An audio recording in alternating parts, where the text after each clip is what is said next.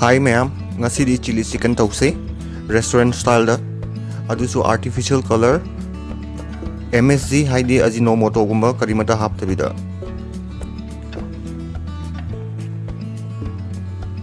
Okay, chicken kilo tangkai kitang helapna laure. Aigi sidi boneless ni. Mayam bones yaurasu kaisu kaide adu bohoren tauba kanda matamdi khara kuina changani bones yauradi. Uga khara piktakna kaasiko. Marination taunabagi haurasi. Sing sanam asuba samas ama. Thum. Black pepper powder haidi gulmorok powder teaspoon tangkai ma. Aduga vinegar spoon ani. Vinegar so apiro spoon ani teaspoon.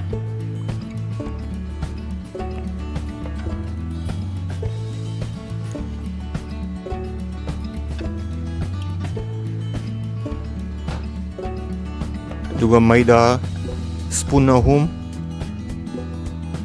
Aduga corn flour na tablespoon ani.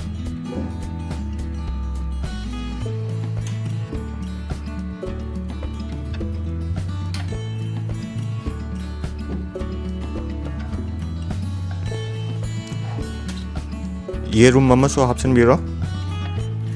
Aduga fazana totkairaga pungkai mumuk marinate tawraga thamgrasi makum khumjalaga.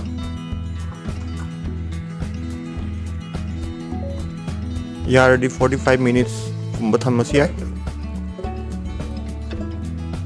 Aduga marination tawrikanda vegetable mayam su semaurasi.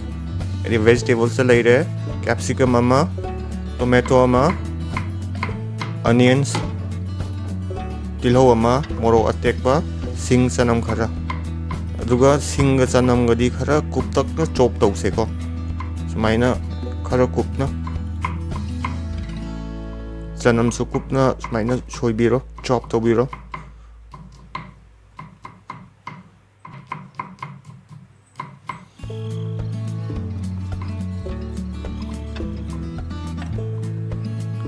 Moro atek pada sumaina sangna kakpiro sumaina sanglakna. Aduga moro khara yamna saning adi khara yamna hapiro. Aidi moro atek pa amakak hape. Aduga tilhau se sumaina kakpiro. Aduga magi layers haidi bulb to tongan separate tobiro. Amamam to sumaina lauthokpiro.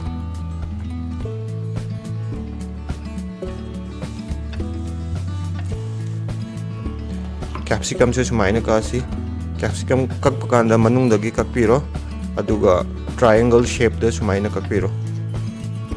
Manungdagi kakpana laiba hengani aduga triangle shape sumaina kakpiro.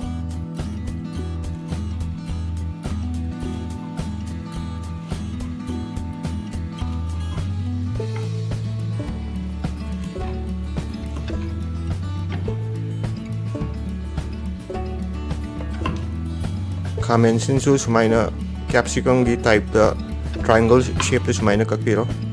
Duga tomato se manungi magi seeds to haidi maru do lothok nga su lothok pe yai. Aidi lothok tre. Triangle shape da kakpiro.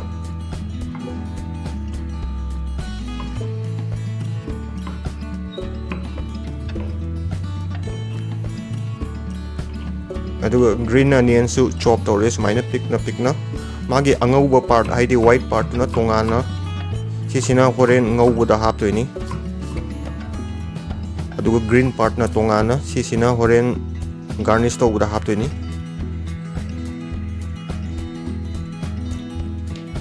Desloimne sauce su ready tawba haurasi. Ising khara laure, ising ayingba room temperature. Masida vinegar spoon ani hape. Aduga soya sauce spoon ani hape.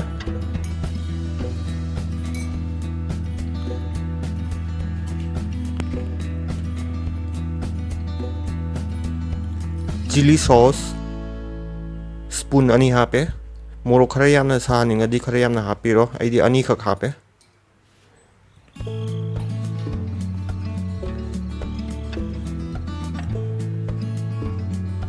Aduga tomato ketchup tablespoon ahum hape.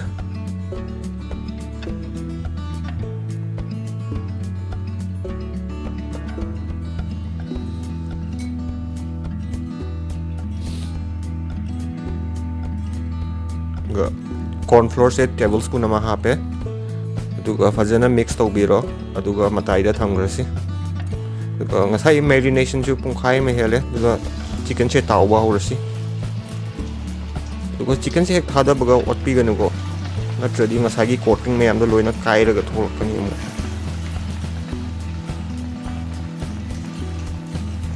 aduga adomna bones hapadi mu khara kuina changani matam aigi si boneless ni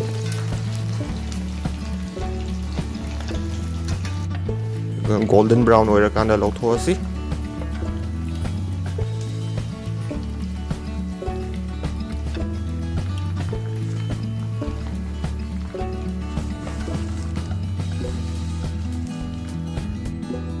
adudi ngauba horasi thau khara yam lapna hape aidi aduga khangi matai da su thau se taisan biro matai da su thau se yogna ba aduga maiku thokpa horkan ngasai gi spring onion gi white part to adu hana thada biro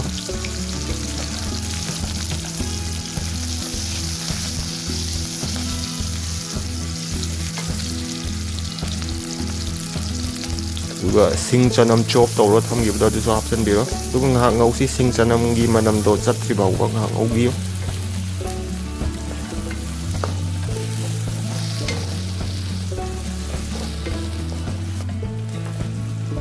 tu nga sagi onions tilhau capsicum khamen sin mor wa tek pa loina option biro yaran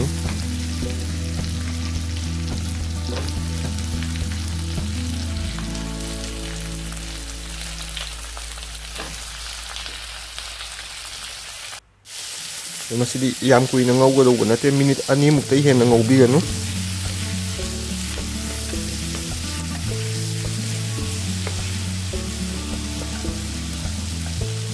minute ani muk le ga ngasai gi sauce to amuk mix tawraga hapsalasi the sauce e hapsan bi ga otpi ganu ko saudri ba haidi boil to ba hori ba do otpi ganu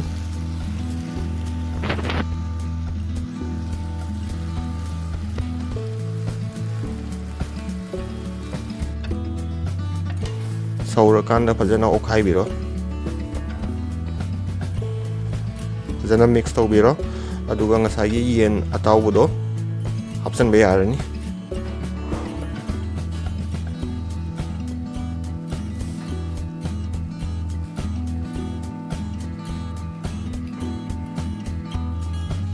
thung khitang option biro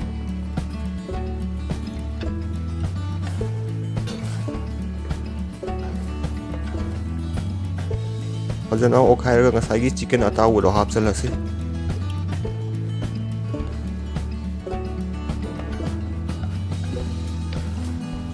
chicken ataw se habaga fajana mix tawraga minute ahum mari muk ngau gi se